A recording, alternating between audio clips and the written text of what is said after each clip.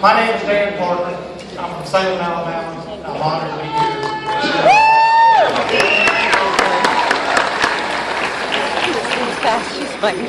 I look at my chapter. My life is chapters in a book.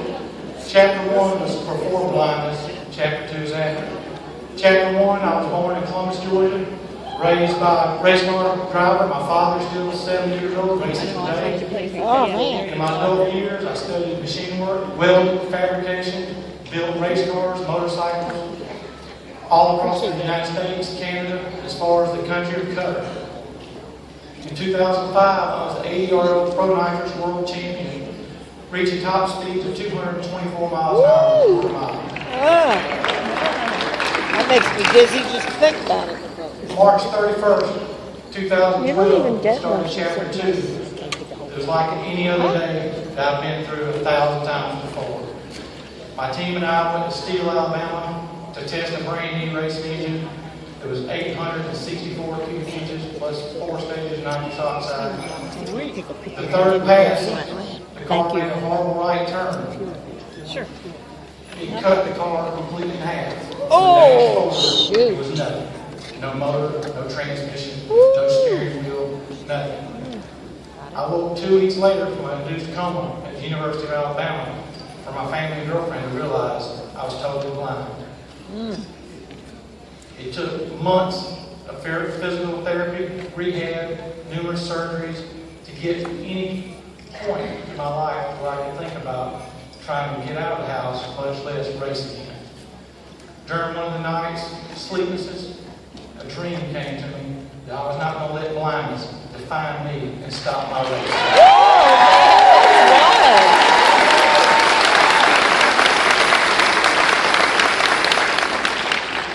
I'd always known about the famed Bonneville Salt Flats, which is in Wendover, Utah, 120 miles south, 120 miles west of Salt Lake City, where men have been setting land speed records since the 1930s. Cars have been over 650 miles per hour. Motorcycles have been over 300.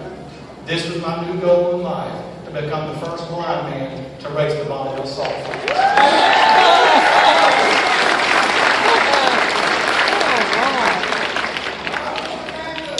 I had a goal, but I didn't have a path to get there. I had to figure this out. Through some research, I was lucky enough to learn about the Blind Driver Challenge, Mark Riccabano, and the program.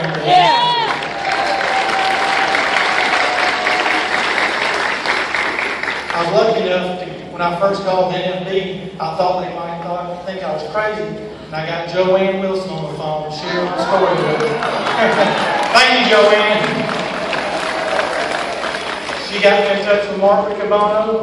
I went to the NFB, met with Mark, Dr. Maurer, and we decided that this was an achievable goal. In 10 short months, we set out on an aggressive mission to build the first motorcycle to race the Bonneville Salt Flats by a blind man.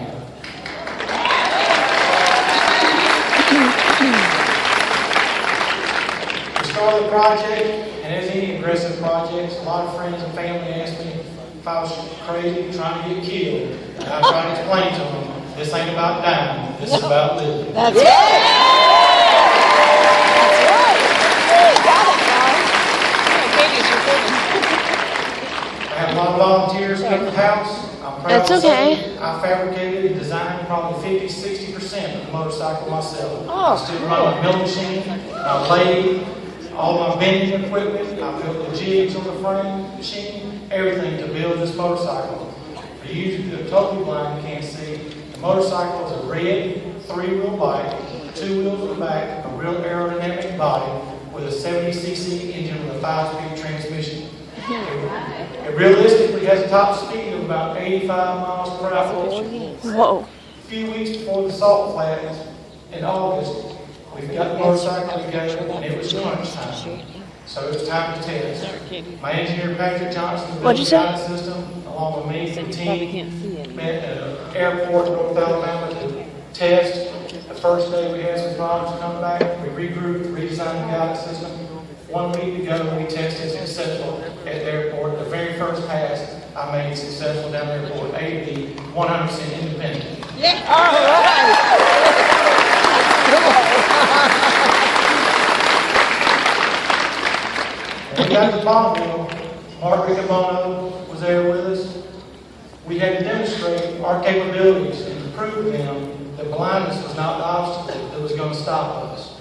The race officials were absolutely impressed with our entire team, our organization, how we went about it, the guidance system, everything. And they granted us permission to race the salt flats.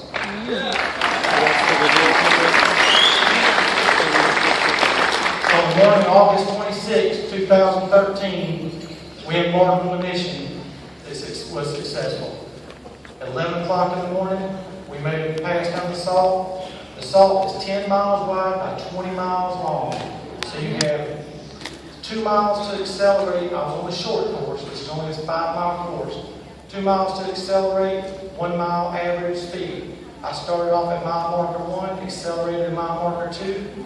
Between mile marker 2 and 3, I did not vary 4 feet from center with all the cues my guidance system gives me.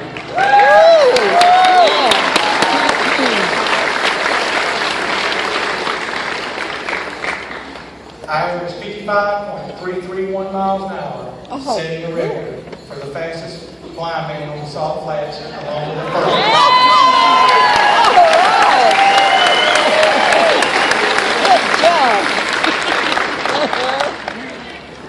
The night at dinner, Mark Riccobono, Bill Clapp, my team, everybody was celebrating. And we said to ourselves, this morning on the way to the salt, we were saying we could. Tonight, we're saying we did. We did. Yeah.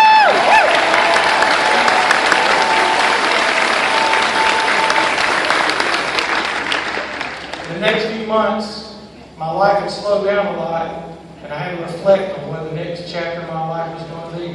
I was reading a book by racing legend Smokey Yunick. Smokey in his later days was a little depressed, the way his life had went, was wanting to give up. His wife brought him home a picture frame with a message in it. A man without a problem to solve is out of the game. That's right. I think Smokey's wife put it in a picture frame because she knows us men, if she didn't nail it to the wall, we would forget about it. But if you think about that message, a problem to solve is a challenge. If you're out of the game, you're on the sidelines of life. So my current challenge is I'm at Louisiana Center for the Blind.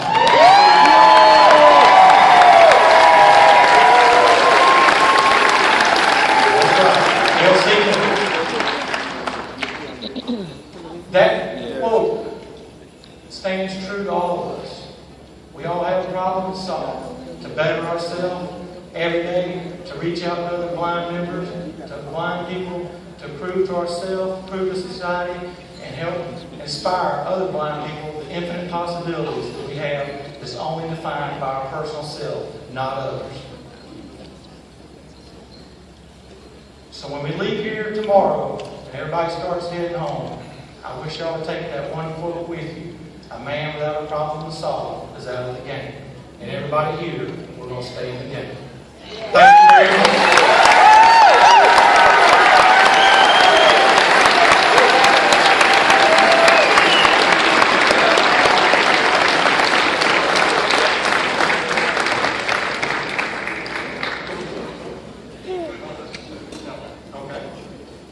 Dan Parker here has this motorcycle.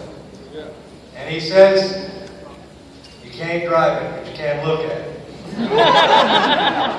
He drives it. So where are we going to keep it to look at it? Where's it going to be? Mark? My garage? Is that what I have? I got a big garage. We'll go in. From my point of view, it's the back left corner. It means from your point of view, it's the back right corner.